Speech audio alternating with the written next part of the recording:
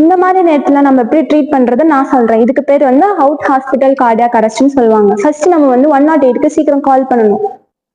கால் பண்ணும் போதே எந்த இடத்துல வந்து பேஷண்ட் இருக்காங்க, என்ன ஆச்சு, அதெல்லாம் நம்ம டீடைல்ஸ்லாம் வந்து ஆம்புலன்ஸ்ல சொல்லணும். பேஷண்டோட கான்சியஸ் இருக்கான்னு பார்க்கணும். கான்சியன்ஸ் இருக்கான்னு பார்த்துட்டு நம்ம சிபிஆர் பண்ணணும். சிபிஆர் பண்ணும் ஒர்க் ஆகலைன்னா நம்ம ஏஇடியை வந்து எடுத்துட்டு வரணும்.